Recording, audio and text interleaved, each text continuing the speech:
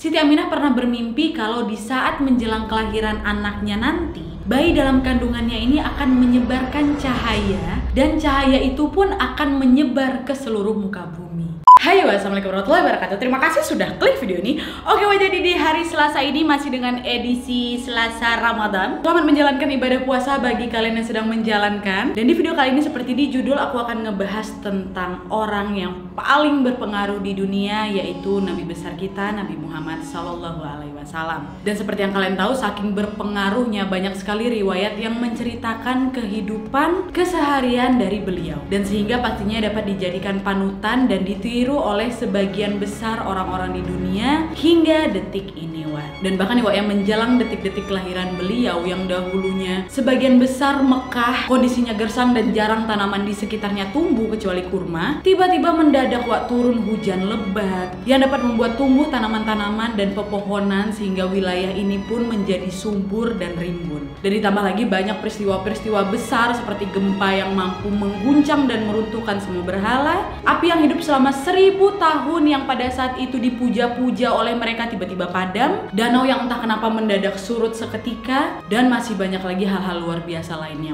Dan yang pasti kisah ini masih menyambung nih dengan kisah sebelumnya atau kisah di video hari Selasa aku sebelumnya soal asal muasal Mekah pastinya. Dan sekali lagi aku akan spoiler ya kalau di video kali ini benar-benar aku itu meringkas hasil dari kajian Islamiyah yang berjudul Sirah Nabawiyah keempat yang disampaikan oleh ustadz favorit aku, yaitu Ustadz Khalid Basalamah. Kalau kalian mau cari lebih lengkap lagi, silakan ke YouTube cari judul Sirah Nabawiyah keempat Ustadz Khalid Basalamah. Di situ panjang tuh. Ini aku ringkas saja nih. Jadi apa yang aku sampaikan di video ini adalah ringkasan dari apa yang sudah dijelaskan oleh Ustadz Khalid Basalamah. Dan juga di video kali ini aku akan menyebutkan banyak nama tokoh, Jadi tolong agak lebih fokus lagi nih ya, biar kita sama-sama tahu bagaimana silsilah Nabi besar kita Nabi Muhammad SAW, ya. Jadi gimana kisahnya, kita langsung masuk aja ke ceritanya. Check it out.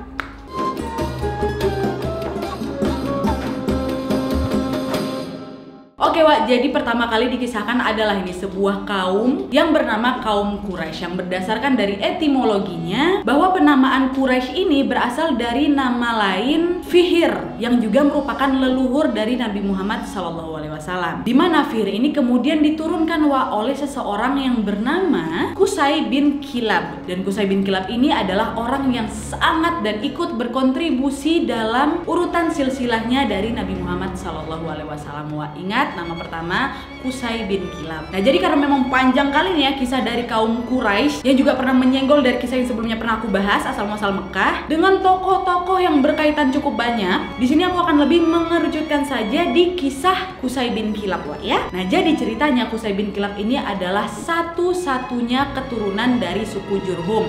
Masih ingat suku Jurhum siapa? Betul sekali, suku Jurhum ini adalah suku yang pertama kali menemukan Siti Hajar dan Nabi Ismail alaihissalam di sebuah lembah tandus yang akhirnya lembah ini disebut Mekah Pintar. Dan juga Qusay bin Kilab ini merupakan keturunan lurus dari Nabi Ismail alaihissalam, which is kakeknya Qusay bin Kilab adalah Nabi Ismail alaihissalam, dimana keduanya baik itu Nabi Ismail alaihissalam dan Qusay bin Kilab telah menguasai Mekah selama 500 tahun, Namun kemudian entah kayak gimana sebabnya Mekah ini diambil alih oleh suku lain bernama suku Khuza'ah, yang memang sebelumnya suku ini bertempat tinggal tidak jauh dari Mekah. Jadi ada dua suku ya di Mekah, namanya suku Jurhum dan suku Khuza'ah. Namun kedua suku ini tetap hidup berbaur dan berdampingan satu sama lain. Dan sosok Qusay bin Kilab tadi dikenal sebagai orang yang pekerja keras dan selalu berusaha demi memperbaiki keadaan perekonomian Mekah. Qusay bin Kilab pada saat itu berdagang hingga pada akhirnya jerih payah yang memang dia lakukan ini pun membuah hasil hingga membuat dirinya menjadi seseorang yang sangat kaya raya di sana. Nah, pada saat itu Raja Mekah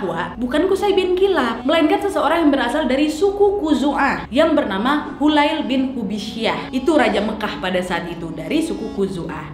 Dan Hulail bin Hubisyah ini memiliki seorang anak perempuan yang bernama Hubah binti Hulail. Nah, Hubah binti Hulail ini memang dikenal sebagai perempuan cantik kali di zamannya. Dan Qusay yang pada saat itu memang sudah sukses dan sangat dihormati oleh penduduk Mekah, tiba-tiba datang ke Raja Hulail, Raja Mekah ini untuk melabar Hubah. Nah biasanya Wak ya, ada semacam kayak tradisi gitulah di kota Mekah pada saat itu, dimana ketika seseorang yang berasal dari suku Jurhum melamar gadis dari suku Khuzu'ah, pada umumnya akan ditolak Wak, karena memang keterkaitan histori mereka yang bersaing sudah sejak lama kan, meskipun memang kedua suku ini hidup berdampingan. Tapi hal ini berbeda Wak ketika Qusay bin Kilab yang memang berasal dari suku Jurhum ini untuk pertama kalinya diterima Wak lamarannya oleh Raja Mekah yang memang pada dasarnya berasal dari suku Khuzu'ah sendiri. Jadi suku Khuzu'ah dan suku Jurhum seperti menyatu setelah pernikahan Qusay bin Kilab dengan anaknya Raja Mekah. Dan di masa pernikahan ini Wak, Qusay bin Kilab selalu memberikan yang terbaik untuk istrinya dan keluarganya juga, hingga pada akhirnya Raja Hulail meninggal dunia.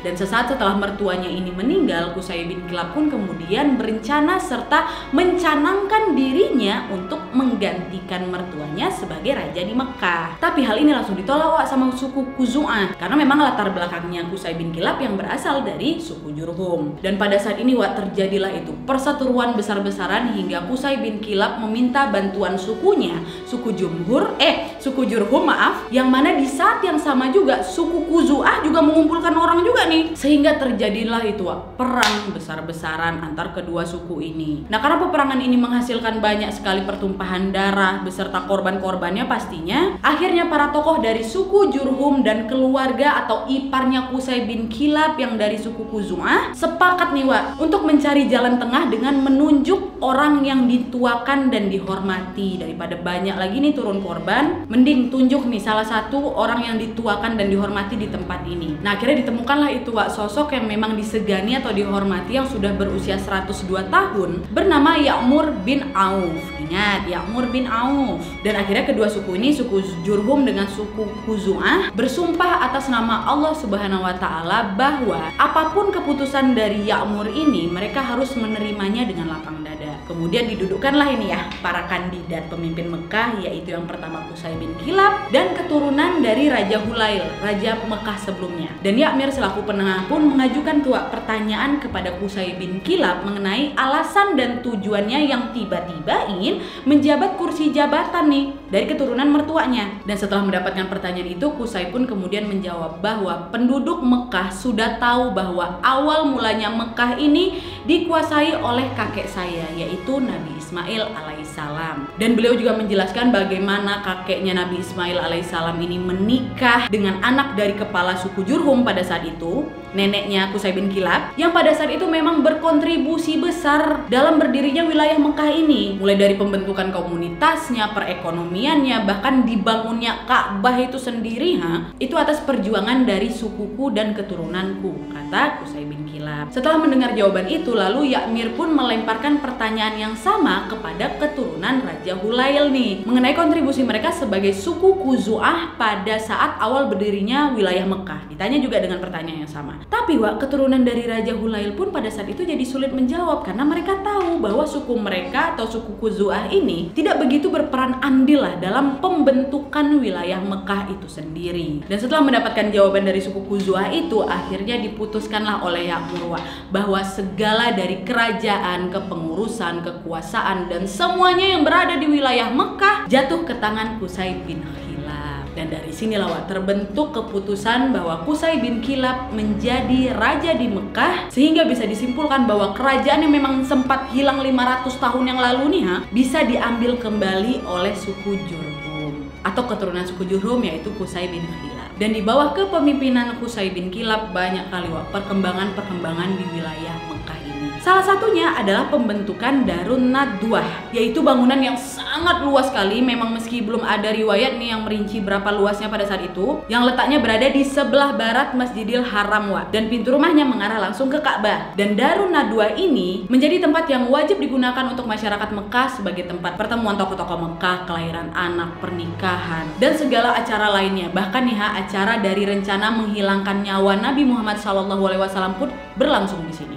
Jadi Darun Nadwah ini didirikan oleh Qusay bin Kilab selama masa kekuasaannya. Terus di masa tuanya Qusay bin Kilab ini berpikir bahwa dari semua keturunannya yang menonjol Riwayat tidak menemukan berapa jumlah keturunan dari sang raja. Hanyalah ada Abdudar bin Qusay dan Abdu Manaf bin Qusay yang paling menonjol di antara semua keturunannya. Jadi Qusay bin Kilab memiliki keturunan yang paling menonjol yang bernama Abdudar dan Abdu Manaf. Wak, ingat. Nah, Abdudar ini adalah anak pertama dan selalu dikenal sebagai anaknya Raja Qusay. Kayak di keseharian kita si fulan ini anaknya ini loh, gitu loh. Nah, Abdudar dikenal seperti itu di kalangannya. Tapi Abdudar ini memiliki visi, keterampilan dan kedudukan yang lemah gitu di tengah masyarakat. Sementara adik-adiknya, terutama Abdu Manaf, terampil sekali dalam segala hal termasuk berdagang. Istilahnya lebih mempunyai suara lah gitu di tengah masyarakat. Tapi entah kenapa Qusay bin Kilab ayahnya ini lebih ingin Abdudar yang menjadi sosok penerus dari kerajaannya, sehingga ditulislah itu sebuah wasiat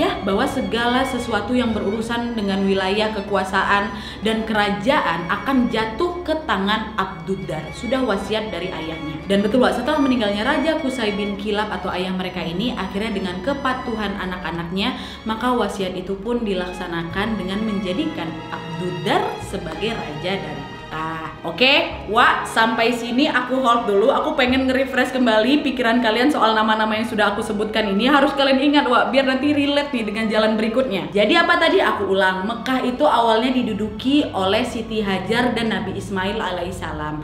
Terus didatangi oleh suku Jurhum, berkembanglah di sana. Dan atas bantuan Nabi Ismail alaihissalam dan cucunya Qusay bin Kilab, Mekah makin berkembang. Terus datang lagi suku Khuzu'ah yang akhirnya kepemimpinan Mekah turun di keturunan mereka yang bernama Hulail bin Hubisyah. Nah, Raja Hulail ini memiliki anak bernama Hubah, dan Hubah ini menikah dengan Qusay bin Kilab. Terus Raja Hulail meninggal dunia dan kepemimpinan Mekah jatuh lagi ke menantunya yang bernama Qusay bin Kilab. Terus Qusay bin Kilab ini memiliki banyak orang anak, dan dua di antara yang paling menonjol siapa namanya? Abdudar dan Abdu Manaf. Dan atas wasiat sang ayah, akhirnya Mekah ini turun di tangannya Abdudar. Maka Abdudarlah yang akhirnya menjadi pemimpin atau raja Mekah setelah meninggal ayahnya Qusay bin Kilab. Udah ngerti ya sampai saat ini? Bisa diingat ya? Nah, setelah bertahun-tahun Abdudar ini menjadi seorang raja, sesaat menjelang kematian beliau ini ingin bahwa kerajaan ini diserahkan kepada keturunannya pasti. Tapi pada saat itu keturunan dari Abdu Manaf, which is saudaranya dari Abdudar, menolak keputusan ini secara mentah-mentah. Mereka berkata kepada keturunan Abdu Manaf yang lain bahwa kan alasan kenapa pamannya ini Abdudar ditunjuk sebagai raja itu kan gara-gara kakek mereka atau Qusay bin Kilab. Ditambah lagi mereka tahu pada zaman itu Abdudar dibanding dengan saudara-saudara lainnya tidak memiliki kedudukan apa-apa atau tidak memiliki skill berlebih gitu kan, kalau dibanding Abdu Manaf dan saudara-saudara lainnya. Dan mereka juga mengatakan kalau seharusnya kekuasaan ini harusnya dibagi rata. Nah, maka dari sini muncullah lagi perdebatan yang cukup panas sampai kedua belah pihak ini, which is dari pihak Abdudar dan pihak Abdu Manaf ini mau hampir berperang.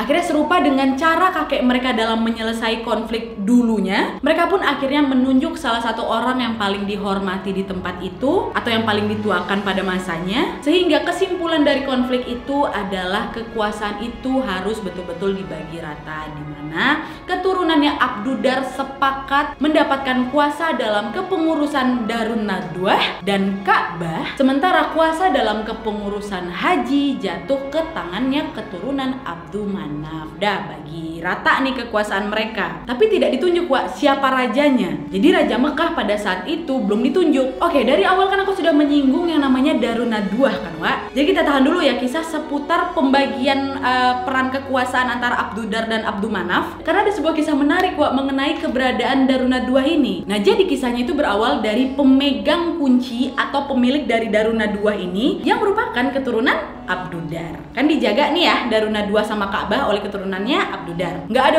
riwayat yang menyebutkan siapa nama ataupun keturunan keberapa dari Abdudar yang menjadi pemegang kunci Darun Nadwah ini. Tapi yang jelas si pemegang kunci ini lagi minum khamar atau alkohol atau arak lah gitu bersama temannya yang bernama Hakim bin Huzam. Nah, mereka minum khamar tuh di situ. Nah, Hakim radhiyallahu anhu yang memang waktu itu lagi iseng aja dia melontarkanlah pertanyaan mengenai berapa kira-kira harga Darun Nadwah II ini kalau mau dijual, kata dia gitu, ke keturunannya Abu Dar ini. Ingat ya Wak, bangunan Daruna II ini terkenal sebagai simbol Mekah. Iseng aja hakim ini menanyakan, mau kau jual nggak ini Daruna II? Kalau mau kau jual berapa harganya? Kata dia kayak gitu. Terus si pemegang kunci ini bilang, oke, siap, aku jual aja lah. Hakim jawab, berapa? Katanya kan. Kemudian Wak, dijawablah sama keturunan Abdudar yang pada saat itu memang dalam keadaan mabuk berat Wak, gara-gara khamar. Beliau berkata bahwa silakan, kau cukup menukar Daruna II dengan sekendi khamar. Nah, karena pada saat itu hakim masih dalam keadaan sadar Wak, belum terlalu mabuk kali lah itu istilahnya. Ditanyanya lah itu berkali-kali kan soal kesungguhan si keturunan Abdudar ini. Betul nih cuma ditukar dengan satu kendi khamar aja nih gitu kan. Bangunan Daruna II lo simbol Mekah. Iya betul, tukarin aja sama satu kendi khamar, kata keturunan Abdudar ini. Akhirnya hakim pun memanggil tuh banyak saksi untuk menjadi saksi transaksi jual beli mereka. Nih satu kendi khamar Daruna II untuk aku.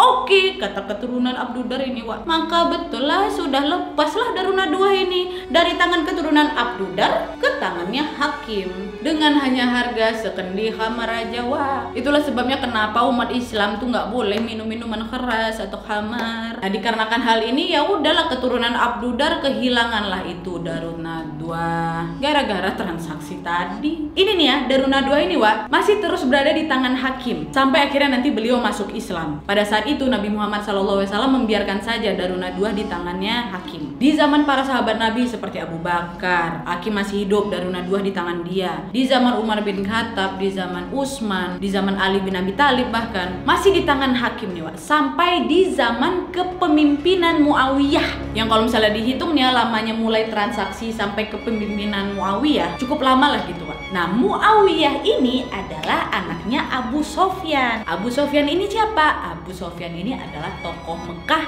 yang juga merupakan paman Nabi Muhammad SAW.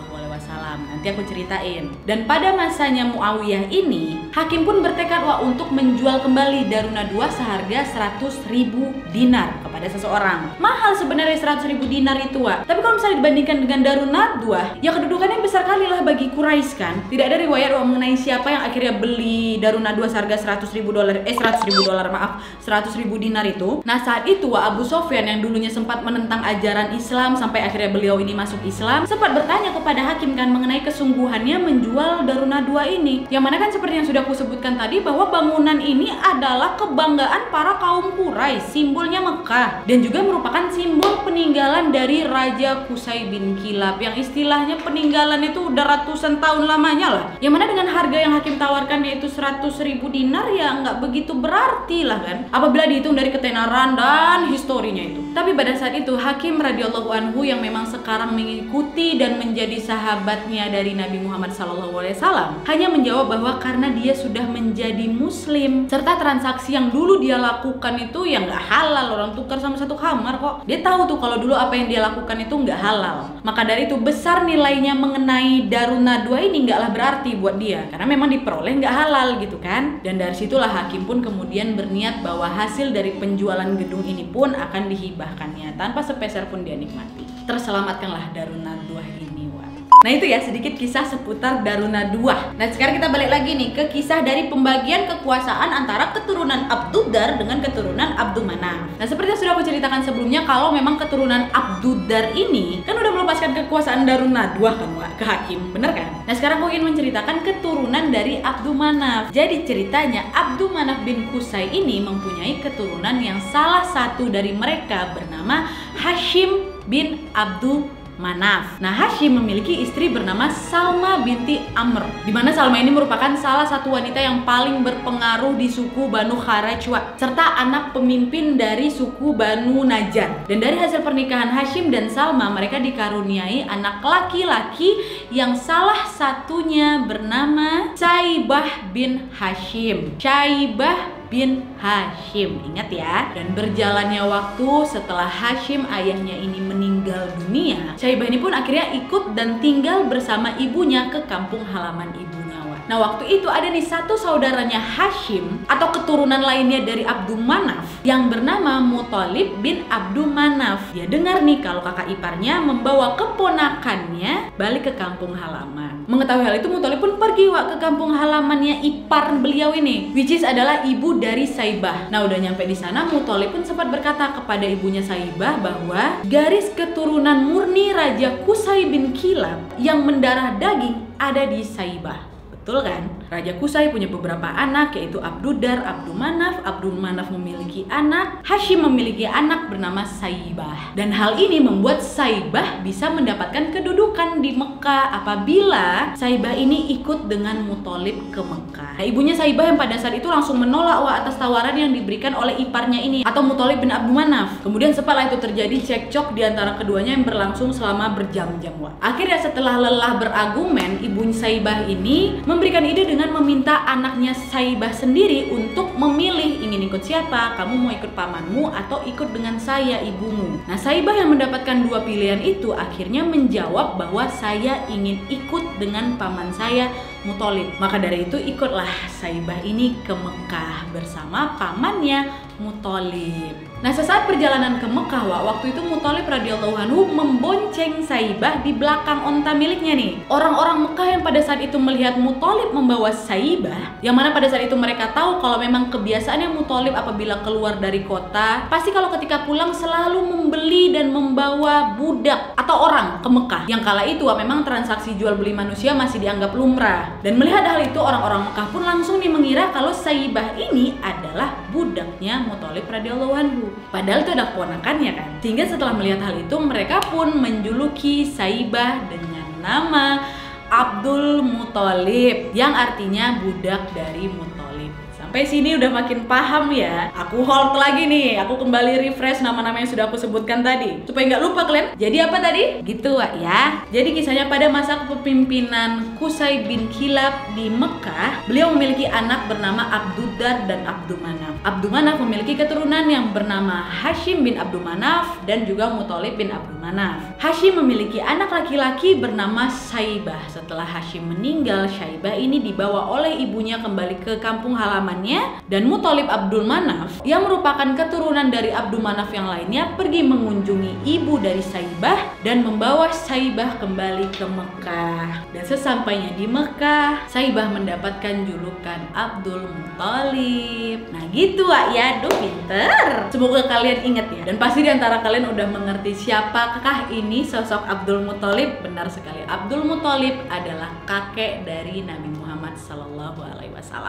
Nah sekarang baru nih kita masuk ke kisah dari Abdul Muthalib ya.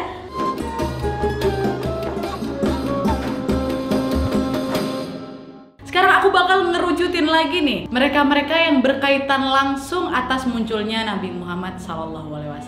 Oke, jadi kisah ini adalah lanjutan dari kisah sebelumnya, yaitu kisah Saibah yang sebelum dirinya ini datang ke Mekah. Dan sudah aku jelasin juga sebelumnya mengenai bagaimana latar belakang julukannya yang sekarang dikenal oleh masyarakat Mekah dengan nama Abdul Muthalib. Dan setelah kedatangan beliau pun akhirnya tumbuhlah itu di lingkungan Mekah. Dan setelah beliau dewasa, Abdul Muthalib pun menikah dan dikaruniai seorang anak yang bernama Haris bin Abdul Muthalib, laki-laki Dan sesaat setelah anaknya Harits bin Abdul Muthalib ini masuk usia bujang atau sekitar 17 tahunan, Abdul Muthalib kemudian mendengar sebuah pesan dari mimpinya yang menyuruh dirinya ini untuk menggali sebuah lubang. 3 kali beliau mimpiin itu aja terus dimana beliau selalu mendapatkan pesan yang sama juga. Akhirnya di mimpi keempatnya nih beliau pun akhirnya mendapat keterangan bahwa galilah lubang Zam-Zam. Zam-Zam kisahnya udah tahu ya, sumber air yang memang muncul pada zaman Siti Hajar dan Nabi Ismail alaihissalam yang masih kecil. Nah di masa itu masanya Abdul Muthalib ini, air Zam-Zam dianggap hanya sebuah histori lama mengenai keberadaan sumurnya yang memang sudah 500 tahun lamanya menghilang. Jadi sumur air Zam-Zam ini sempat menghilang. Jadi dari suku Khuza'ah yang udah aku senggol di awal cerita tadi tuh sampai mereka berkuasa, mereka ini selalu membeli air dengan harga yang sangat mahal dari luar Mekah. Padahal di tanah mereka itu ada sumur Zam-Zam yang berlimpah, tapi hanya tenggelam gitulah istilahnya. Nah Abdul Muthalib sendiri juga pernah mendengar kisah mengenai air Zam-Zam ini. Nah balik lagi ya ke mimpinya Abdul Muthalib. Di saat kelima kali mimpinya, beliau diberitahulah tanda-tanda keberadaan yang katanya di mimpi itu berada di tanah yang bercampur dengan darah yang berbusa, berada dekat burung gagak yang hinggap di darah tersebut dengan bulu yang agak keputih-putihan, dan juga terdapat sarang semut di sekitarnya. Udah mendapatkan petunjuk nih ya Abdul Muthalib di mimpi kelimanya. Lalu pada saat Abdul Muthalib terbangun dari mimpinya di pagi-pagi hari itu,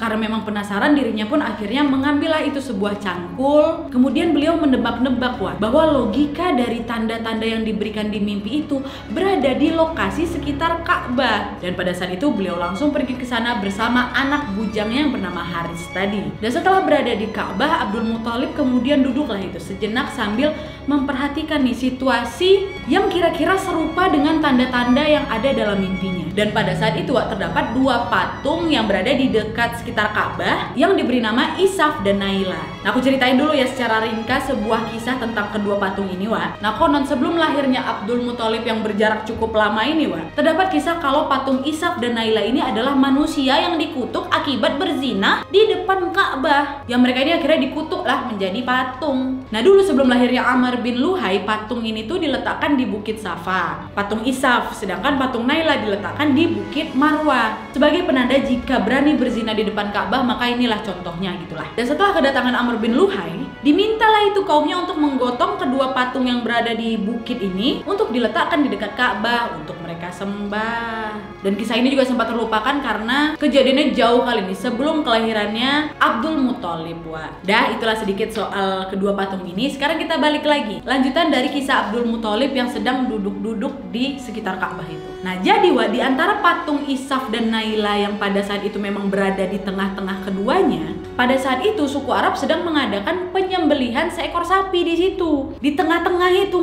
Nah, Abdul Muthalib yang menyaksikan acara itu merasa ini bukanlah acara biasa gitu. Kok tumben-tumbennya ada penyembelihan sapi di situ kan? Terus diperhatikannya lah lagi nih aksi acara dari penyembelihan ini. Dan ternyata darah sehabis penyembelihan itu berbusa, kemudian mengalirlah ke suatu tanah yang landai sehingga darahnya itu berkumpul di satu titik. Nah, di tanah itu pula terdapat seekor burung gagak yang sayapnya berwarna keputih-putihan yang sedang mematuk-matuk bagian tanah yang bercampur darah tadi tuh. Lalu di saat yang bersamaan Abdul Muthalib kakinya digigit oleh segerombolan semut di sekitarnya. Entah ini sebuah kebetulan atau tidak, Abdul Muthalib menemui Harith anaknya dan dia meminta tolong kamu jaga ayah pada saat ayah menyangkul ini ya, kata beliau. Dan benar aja waktu Abdul Muthalib mulai menggali, banyak sekali orang-orang yang pada saat itu memang sedang tawaf di Ka'bah. Walaupun pada saat itu Ka'bah banyak berhala, mereka langsunglah menoleh ke arah Abdul Muthalib bersamaan dengan kaum Quraisy yang ketika melihat aksi Abdul Muthalib ini langsung menghampiri beliau. Dan Abdul Muthalib kembali meminta anaknya Haris untuk menyibukkan atau mengalihkan kaum-kaum itu supaya tidak mengganggu apa yang sedang ayahnya ini lakukan. Abdul Muthalib teruslah dicangkul itu kan. Dan sesaat Abdul Muthalib mencangkul tanah itu, kira-kira lumayan dalam lah itu, tiba-tiba air Zam-Zam sesuai dengan isyarat mimpinya yang muncrat tuh dengan deras keluar. Akhirnya dari sini setelah 500 tahun lamanya Zam-Zam menghilang yang membuat kaum-kaum Quraisy ini harus membayar air mahal di luar Mekah, sekarang muncul lagi air di wilayahnya mereka. Kaum Quraisy yang pada saat itu melihat derasnya air Zam-Zam yang keluar, kemudian berkata kepada Abdul Muthalib, "Air ini milik kita bersama ya," kata mereka. Abdul Muthalib yang mendengar pernyataan mereka ya keheranan. Beliau menjawab, "Bagaimana bisa? Saya yang mimpi, saya yang gali, terus tiba-tiba kalian yang mau mengklaim ini punya kalian atau punya bersama? Ya nggak bisa," kata Abdul Muthalib.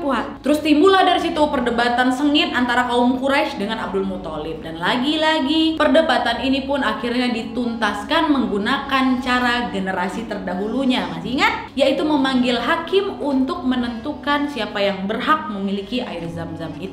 Tetapi pada saat itu gagasan ini tidak dilaksanakan, justru mereka membawa perdebatan ini ke tanah perdukunan kaum Saidah namanya. Nah, profesi dukun memang pada saat itu masih disegani dan dihormati oleh kaum-kaumnya pada saat itu. Dan akhirnya semua sepakat ingin membawa ini ke dukun, dan pada saat membawa kasus ini ke tanah perdukunan tersebut, sejumlah tokoh kaum Quraisy yang tidak ada riwayat yang mengetahui berapa jumlah mereka pada saat itu, bersama dengan Abdul Muthalib mendapatkan informasi bahwa sang dukun lagi on the way nih ke wilayah Khaybar namanya. Akhirnya setelah mereka mendengar hal itu, mereka pun langsung mengejar nih keberadaan si dukun ini. Dari Mekah mereka ingin menuju ke Khaybar.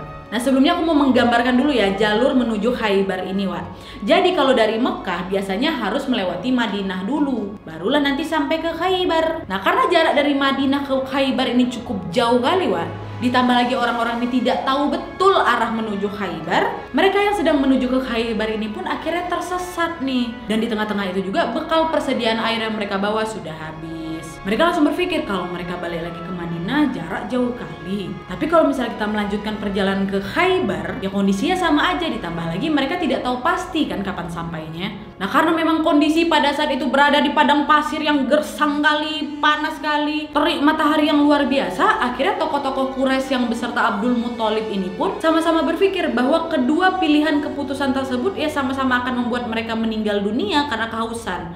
Mau balik kejauhan, mau terus juga nggak tahu sampainya kapan, air udah nggak ada ya kan. Oleh karena itu akhirnya tokoh-tokoh Quraisy ini berpikir, wah kematian kita akan semakin dekat nih, kehausan nggak ada air. Mereka pun akhirnya memberikan ide untuk menggali lubang kubur mereka masing-masing. Hal ini dimaksud supaya apabila mereka meninggal, mereka bisa dikuburkan dengan layak. Yang artinya jasad mereka ini dapat terkubur. Yang setidaknya hanya ada satu orang lagi yang tidak terkubur. Karena kan yang masih bisa bertahan yang menguburkan saudara-saudaranya ini kan. Nah, mendengar usulan itu Abdul Muthalib langsung enggak setuju. Itu bukanlah ide yang tepat. Udahlah, lebih baik mari kita usaha aja terlebih dahulu untuk mencari jalan. Akhirnya betul dia naik ke untanya kembali, dia menunggangilah kembali untanya. Lalu melanjutkan perjalanan yang ternyata pada saat unta ini mulai menaiki atau menapaki pasir, tiba-tiba keluar air yang mengucur deras dari bekas tapaan kaki unta Abdul Muthalib. Abdul Muthalib yang pada saat itu sangat kehausan langsung bersorak gembira sambil menyebutkan Allahu Akbar. Yang memang kata Allahu Akbar itu adalah bahasa Arab dan memang dari dulu sudah diucapkan, Wah. Beliau pun langsung bergegas melepaskan dahaganya terlebih dahulu, kemudian beliau memberikan air itu kepada untanya. Lalu baru beliau mempersilahkan teman-temannya yang lain ini untuk minum juga. Dan dari kejadian ini, tokoh-tokoh Quraisy pun akhirnya sepakat bahwa air Zam-Zam yang semula diperdebatkan atas hak kepemilikannya di Mekah ini, sekarang diakui kepemilikannya jatuh ke tangan Abdul Muthalib. Dan atas kepemilikan itulah secara tidak langsung Abdul Muthalib langsung ditunjuk menjadi Raja Mekah. Kalian masih ingat kan? Setelah Qusay bin Kilab meninggal dunia, turun ke Abduddar. Dan setelah Abduddar meninggal dunia, seluruh keturunan anak-anaknya ini merebut kekuasaan, Wak. Dan akhirnya nggak ada raja nih di Mekah. Sampai ke masa Abdul Muthalib lahir itu, nggak ada Raja Mekah. Dan setelah kejadian air Zam-Zam inilah tanpa disadari Abdul Muthalib lah yang ditunjuk sebagai Raja Mekah. Dan di bawah kepemimpinannya Abdul Muthalib memang dikenal sebagai raja yang baik dan dermawan, karena atas izinnya lah semua orang dapat minum air Zam-Zam tanpa biaya. Dan setelah beliau menjadi raja, beliau kemudian menginginkan keturunan yang sangat banyak. Meski sebelumnya beliau kan sudah memperoleh satu keturunan laki-laki yang bernama Pinter, Harits bin Abdul Muthalib. Itu anak pertama laki-laki beliau, Wak, yang dulu ngawankan ayahnya cangkul sumur Zam-Zam tuh. Dan dari situ Abdul Muthalib juga sempat mikir kalau cuma satu anakku pasti akan kerepotan Haris ini apabila ada sesuatu ancaman, nanti siapa yang bela dia gitu, pikirnya Abdul Muthalib kan. Dan untuk seorang raja, Wak, salah satu kebanggaannya adalah memiliki keturunan yang banyak. Akhirnya pada saat itu Abdul Muthalib pun kemudian berjanji atau bernazar kepada Allah Subhanahu wa taala, apabila beliau mendapatkan 10 anak laki-laki, maka salah satu anak diantaranya itu akan dikurban atau disembelih di hadapan Ka'bah. Dan hal ini dilakukannya untuk Allah Subhanahu wa taala, merujuk ke kisahnya Nabi Ismail dan Nabi Ibrahim. Dan betul, subhanallah, seiring berjalannya waktu ternyata benar, istri Abdul Muthalib ternyata mampu melahirkan anak Abdul Muthalib dengan total 16 anak, 10 laki-laki dan 6 perempuan. Dan dari 10 anak laki-lakinya Abdul Muthalib, 6 diantaranya meninggal sebelum masa kenabian atau fase Nabi Muhammad SAW menjadi nabi. Ini paman-pamannya Nabi semua nih, Wak, ya. Dan 4 sisanya masih hidup dalam masa kenabian, di mana 2 diantaranya beriman, 2 lagi kafir. Dan 6 yang meninggal sebelum masa kenabian ini adalah yang pasti pertama, anak pertamanya Harits bin Abdul Muthalib, dan anak ke-10 dari anak laki-lakinya yaitu Abdullah bin Abdul Muthalib, di mana Abdullah bin Abdul Muthalib ini adalah anak bungsu laki-lakinya Abdul Muthalib. Dan setelah kelahiran anak-anak beliau ini, beliau pun akhirnya ingin memenuhi nazarnya dengan mendatangilah seorang dukun. Karena kan beliau sudah bernazam, kalau sudah mempunyai 10 anak laki-laki, beliau akan mengkorbankannya satu untuk Allah Subhanahu wa taala. Akhirnya beliau datanglah ke dukun untuk melakukan perundian, kayak diundi gitulah. Karena memang tradisi pada zaman itu mereka itu selalu mengundi nasib gitu loh. Tradisi jahiliyah memang pada saat itu salah. Dan akhirnya diundilah ini semua anak-anak beliau kan. Dan setelah diundi di situ sekian kalinya muncul terus nama Abdullah bin Abdul Muthalib. Ditarik lagi keluar nama Abdullah bin Abdul Muthalib. Nah, Abdullah bin Abdul Muthalib ini adalah anak terakhir, which is anak bungsunya dan anak kesayangan Abdul Muthalib juga. Dan karena memang sudah bernazam atau bernazar, Abdul Muthalib pun langsung membawa Abdullah, anak beliau ini, untuk dilakukan penyembelihan di hadapan Ka'bah. Nah, kaum Quraisy yang pada saat itu melihat aksinya ya langsung menghadang perbuatan Abdul Muthalib kan. Kayak kasihan gitu, jangan gitu, walaupun kau sudah bernazar ganti saja yang lain kayak gitu. Walaupun sebenarnya Abdul Muthalib pun sudah memberikan alasan kenapa dirinya harus melakukan ini, karena saya sudah bernazam, saya sudah bernazar, saya harus melunasi ini gitu loh. Kaum Quraisy pada saat itu tetap nggak terima, ditarik tangan Abdullah mulai dari kepala sampai telinganya, bahkan diriwayatkan katanya telinga Abdul Muthalib ini sampai luka gitu loh wah. Sesaat setelah kejadian itu berlangsung dan sesaat setelah situasi itu sudah mulai kondusif, akhirnya mereka kaum Quraisy ini memberikan usul kepada Abdul Muthalib untuk meminta saran dukun kaum Saidah. Minta saran dukun lagi nih Wak, yang pernah aku ceritain sebelumnya ya. Waktu mereka ingin menyelesaikan masalah kepemilikan air Zam-Zam tuh loh, kan mau nyusul dukun Saidah kan. Walaupun pada saat itu mereka tidak sempat bertemu, tapi di kejadian ini Abdul Muthalib dapat nih Wak bertatapan langsung dengan sang dukun yang memang dia maksud. Lalu dukun ini pun meminta dirinya untuk Abdul Muthalib ambillah 20 batu. 10 beri nama Abdullah, 10 lagi beri nama hewan unta. Dah dimasukkan. Digoncang lah itu ya undian ini, diambil satu batu, keluarlah batu bertuliskan nama Abdullah. Melihat hal itu kata dukun, udah letakkan nama Abdullah yang ditangkap ini keluar, jangan masukin di sini lagi. Sekarang kamu masukkan 10 batu lagi yang bertuliskan nama unta. Berarti ada 20 batu nama unta, 9 nama Abdullah. Goncang lagi Wak. Jadi goncang, ditarik satu set, nama Abdullah lagi yang keluar. Terus dukun bilang, udah keluarkan lagi nama Abdullah ini, jadi tinggal 8, masukkan lagi 10 batu yang berisi nama hewan unta. Dah dimasukin lagi, goncang lagi. Berarti ada 30 batu unta dan 8 nama Abdullah ya. Goncang, ditarik nama Abdullah, tetap ditarik kayak gitu, kayak gitu aja terus Wak. Sampai akhirnya Abdul Muthalib pun memutuskan untuk mengganti atau menebus nazar tersebut atau janji yang sebelumnya di mana dia ini harus menyembelih anaknya, digantikanlah itu dengan 100 ekor unta. Dan hal ini pun berdasarkan hasil kelipatan setiap dimasukkannya 10 batu yang bertuliskan unta Wak. Jadi dari undian itu mereka memasukkan sampai 100 batu yang bertuliskan nama unta. Dah selamatlah itu Abdullah tidak jadi dikurbankan. Jadi memang kisah penyembelihan ini sudah hampir terjadi di kedua zaman yang berbeda. Namun tetap di satu generasi, yaitu pertama di masa Ibrahim alaihissalam, kemudian di masanya Abdul Muthalib. Dan hingga akhirnya Abdullah pun bisa hidup dengan sehat. Oke, ya sampai sini aku hold lagi. Aku akan nge-refresh kembali nih urutan cerita yang sudah aku sampaikan di segmen ini. Jadi apa Wak? Abdul Muthalib yang pada saat itu sudah menjadi Raja Mekah karena sudah menemukan air mata Zam-Zam, mempunyai 16 keturunan, 10 laki-laki, 6 perempuan. 10 anak laki-lakinya diantaranya bernama Abdullah bin Abdul Muthalib yang tidak jadi disembelih dan digantikan dengan 100 ekor unta. Dah, sekarang baru kita masuk ke kisah perjalanan hidup Abdullah bin Abdul Muthalib yang lebih kita kenal sebagai ayahnya Nabi Muhammad SAW. Check it out.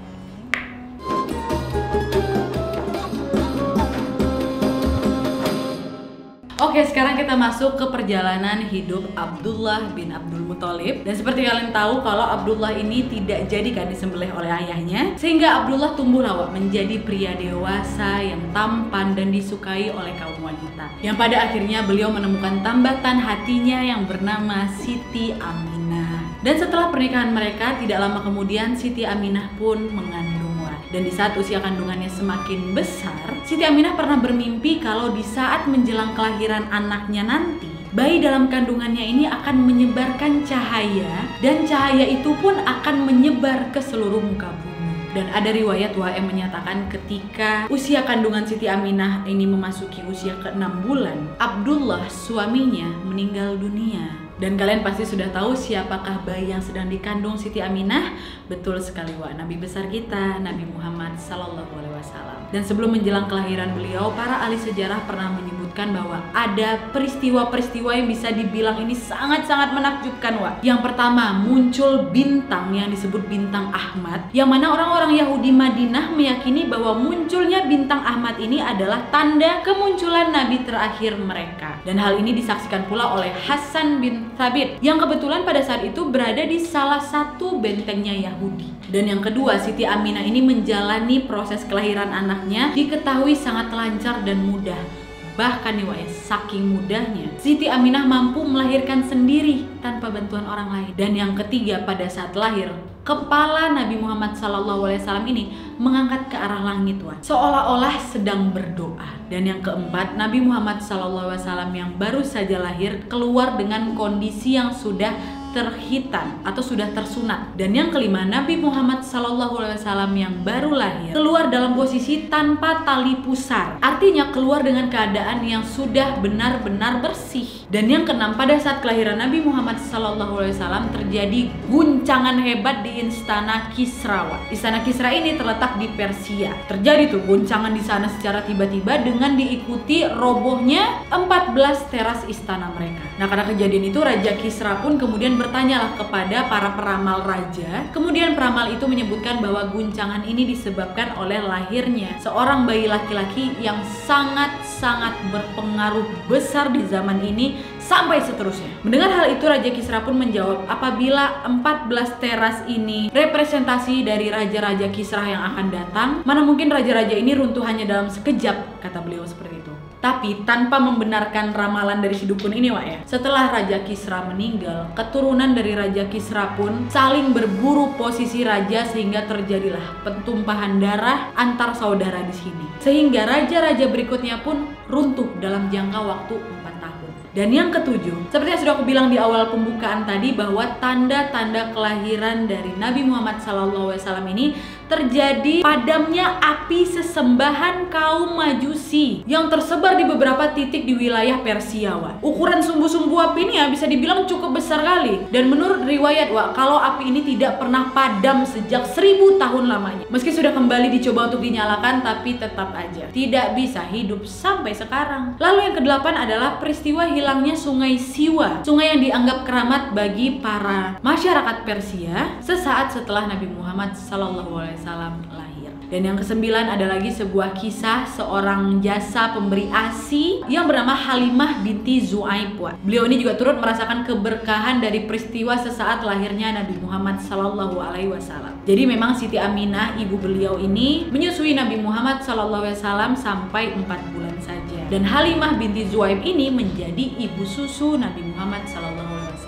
Dan dikala itu Halimah tuh hidupnya miskin. Binatang-binatang ternak yang dia miliki pun badannya kurus sekali. Turut merasakan bagaimana hidupnya gitu. Karena memang profesi Halimah ini sangat diminati oleh ibu-ibu kaya Arab di Mekah, maka merantaulah dia bersama suaminya yang bernama Haris bin Abdul Al-Uzza serta beberapa rekan-rekan seprofesinya juga untuk mengadu nasib nih ke Mekah. Dan sesaat sesampainya mereka di Mekah, banyak ibu-ibu yang tertarik oleh jasa-jasa yang memang ditawarkan rekan-rekan bahkan Halimah sendiri. Lalu ketika melihat Nabi Muhammad SAW, semua rekan-rekan Halimah menolak. Alasannya karena pada saat itu Abdullah, suami dari bayi ini, sudah meninggal dunia kan. Dan mereka menganggap ketika ada anak yatim atau anak yang sudah kehilangan ayahnya, tidak akan bisa menjamin kesanggupan biaya selama proses penitipan itu. Tapi ketika Halimah mendengar hal itu dari rekan seprofesinya, suami Halimah mengatakan kepada Halimah, sudah tidak apa-apa, ambil saja anak itu. Siapa tahu nanti bisa membawa keberkahan untuk kita.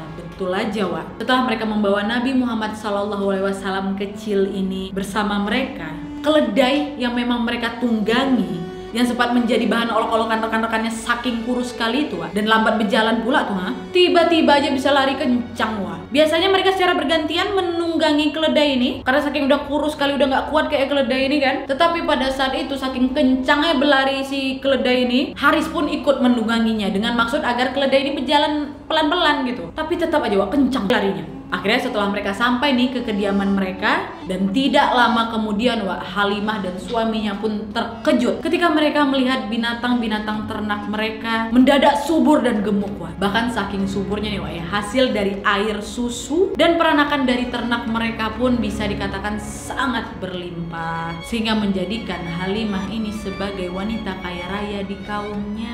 Itulah beberapa peristiwa-peristiwa luar biasa yang terjadi ketika Nabi Muhammad SAW lahir.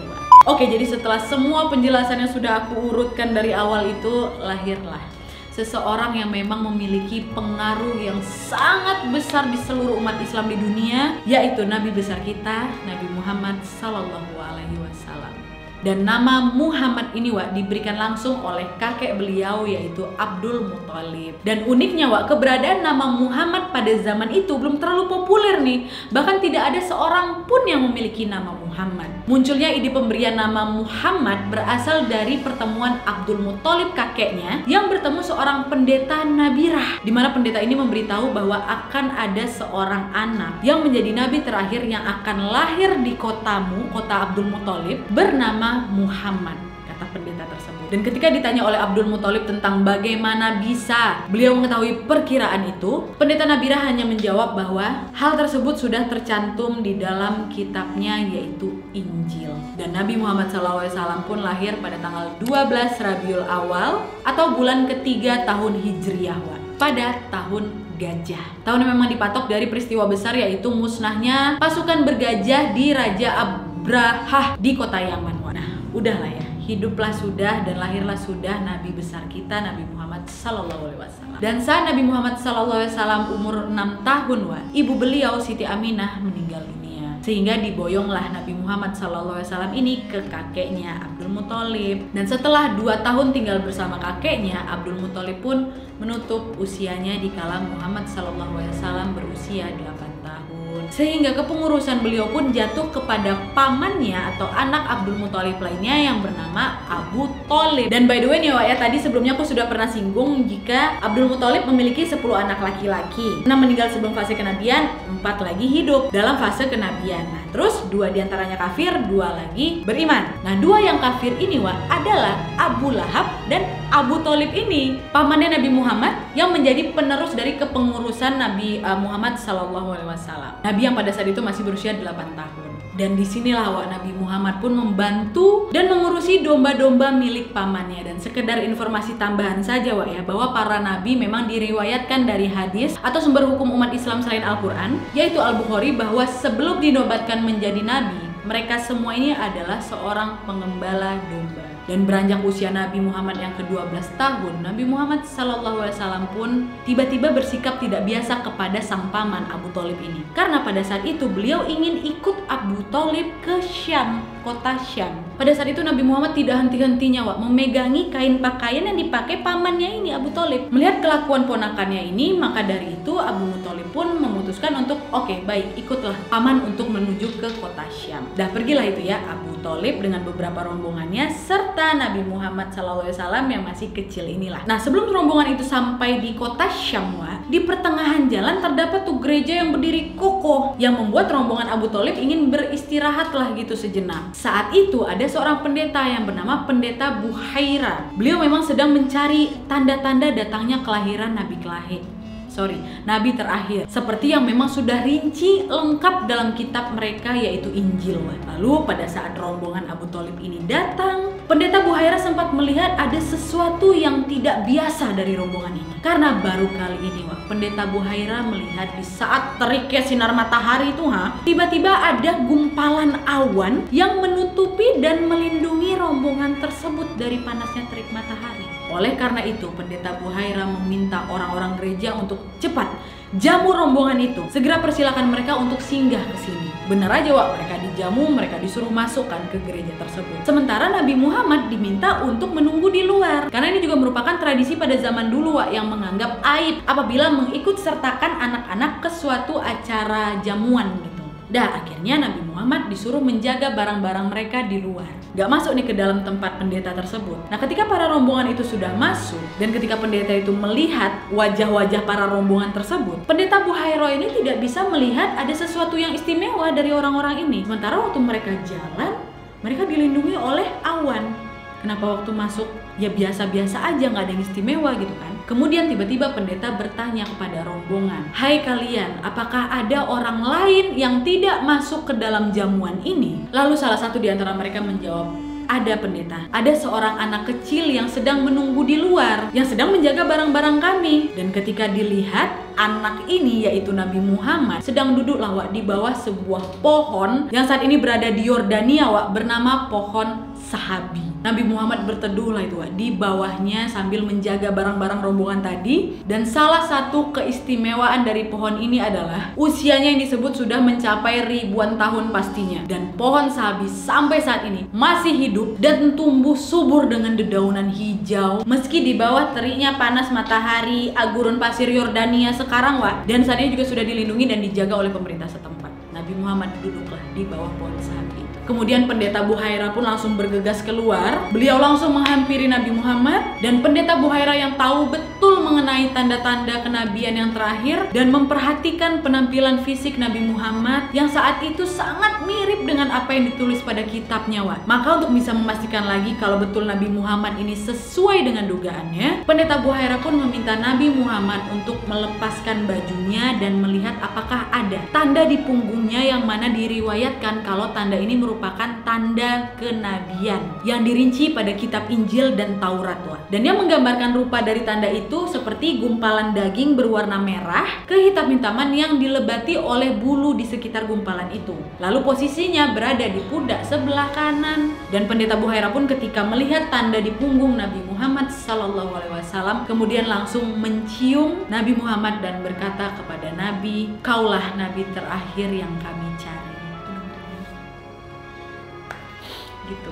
Dan kisah ini pun berlanjut sampai akhirnya pendeta Buhairah memperingatkan Abu Thalib, paman beliau, untuk tidak lagi pergi ke Syam. Tidak usah ke Syam. Sehingga para rombongan ini pun memutuskan untuk pulang lagi ke Mekah. Dan saat Nabi Muhammad sudah mulai beranjak dewasa, profesi beliau yang dahulunya merupakan pengembala domba, sekarang sudah menjadi pembisnis, Wak, sejak berusia 21 tahun. Ada satu kejadian unik di saat Nabi Muhammad ini berdagang, yang mana produk-produk yang beliau jual ini adalah hasil titipan orang Mekah nih, Wak. Termasuk Khadijah, istri beliau nanti, yang merupakan janda kaya tuh pada masanya, tapi nanti aku akan ceritain. Nah, di hari pertama berdagangnya beliau ini, Wak, adalah seorang konsumen yang berasal dari luar Mekah, ingin memborong semua dagangan milik Nabi Muhammad, Wak. Nah, setelah orang ini membayar, dia berpesan terhadap Nabi Muhammad untuk tolong ya jaga barang saya titip dulu nih kepada kamu, kata si konsumen ini. Dan ternyata konsumen ini lupa, Wak, dan udah keburu balik ke kota asalnya, yang kira-kira waktu tempuh dari Mekah ke kota asal itu sekitar 3 hari, Wak. Nah, karena setelah beliau ini sampai di rumah beliau, si konsumen ini baru menyadari barang beliau masih dititip di Nabi Muhammad SAW.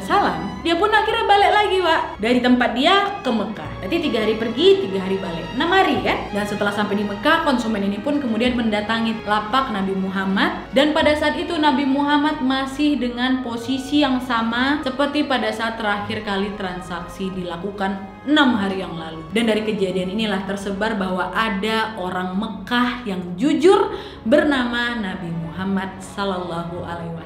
Sehingga karena inilah, Wak, banyak sekali orang yang mempercayai Nabi Muhammad dengan menitipkan barang dagangannya kepada beliau. Dan cara berdagang Nabi Muhammad pun dikenal sangat cerdas, Wak. Di saat semua pedagang pada saat itu melakukan cara jitu berdagang yang biasa, yaitu membeli dagangan dari Syam kemudian menjualnya ke Mekah, Nabi Muhammad justru membuat ide perputaran uang dengan cara yang berbeda, Wak, yaitu membeli dagangan dari Syam kemudian dijual di Mekah. Dan setelah dagangannya ini mendapatkan profit, Nabi Muhammad akan memborong kembali produk-produk Mekah kemudian dijual kembali ke Syam. Kayak gitu terus-terusnya, Wak, sampai beliau berusia 25 tahun dan dirinya dinyatakan sebagai pedagang yang sangat sukses. Oke, Wak, jadi itu tadi rentetan kisah dari silsilah keluarga Nabi Muhammad SAW. Jadi kalau diurutin lagi nih ya, awal kelahiran Nabi Muhammad, kita refresh lagi supaya kalian gak lupa, yaitu Nabi Ibrahim alaihissalam mempunyai istri bernama Siti Hajar dan mempunyai anak bernama Nabi Ismail alaihissalam. Kemudian Nabi Ibrahim meninggalkan istrinya Siti Hajar dan Nabi Ismail alaihissalam di Mekah, dan pada saat itu ditemukanlah sumur Zam-Zam oleh Siti Hajar, dan kemudian Siti Hajar didatangi oleh suku Jurhum, didatangi lagi dengan suku Khuzu'ah. Nah, dari suku Jurhum lahirlah pemimpin yang bernama Qusay bin Kilab. Qusay bin Kilab ini yang akhirnya menjadi Raja Mekah. Qusay bin Kilab mempunyai keturunan bernama Abduddar dan Abdu Manaf. Abdu Manaf memiliki keturunan bernama Hashim. Hashim memiliki keturunan bernama Saibah, yang akhirnya Saibah ini mendapatkan julukan Abdul Muttalib. Dan Abdul Muttalib memiliki anak kesayangan bernama Abdullah, dan Abdullah menikahi Siti Aminah. Abdullah meninggal pada saat Siti Aminah mengandung 6 bulan. Lalu kemudian lahirlah Nabi besar kita Nabi Muhammad SAW.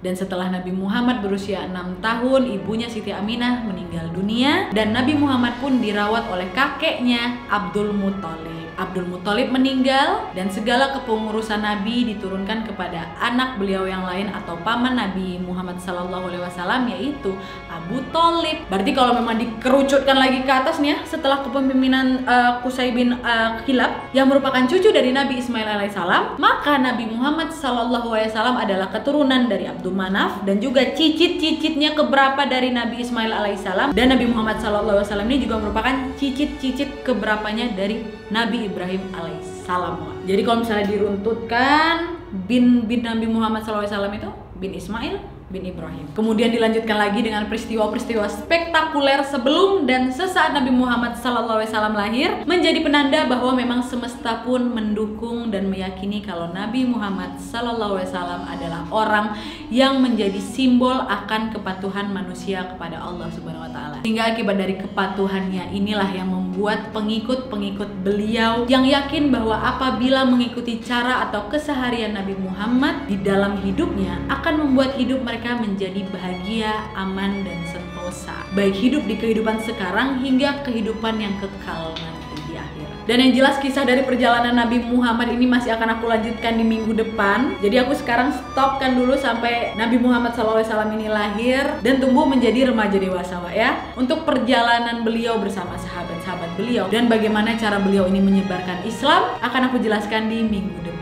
Terima kasih sekali buat kalian yang sangat antusias dengan segmen ini. Aku terharu baca komen-komen dari kalian. Dan yang pasti aku meminta maaf apabila ada salah penyebutan dari beberapa nama-nama tokoh yang aku sebutkan di sini, Wak. Dan sekali lagi untuk kalian yang pengen tahu kisah lengkapnya dari cerita ini, kalian boleh langsung kunjungi YouTube dari Ustaz Khalid Basalamah tentang Sirah Nabawiyah dari 1 sampai 5 tuh ada. Oke, tetap semangat puasanya. Dikit lagi mau buka. Kita akan bertemu lagi di hari Kamis besok, pasti soal horor, nanti malam minggunya kriminal, dan soal sejarah Islamnya di hari Selasa seperti biasanya. Ini udah video kedua, kita lanjut lagi video ketiga minggu depan. Oke? Mantap. Oke, Wak, jadi sekian dulu videonya. Terima kasih banyak yang sudah menonton. Kalau kalian suka video ini, klik like-nya. Jangan lupa DM aku aja tentang informasi-informasi tambahan atau request-request kalian yang pengen aku bawain selanjutnya. Jangan lupa nyalain notifikasinya supaya kalian tahu kalau aku upload video baru. And as always, jangan lupa untuk klik tombol subscribe supaya kalian sama-sama tahu informasi menarik dan menegangkan dari channel aku. See you next video, Wak. Bye.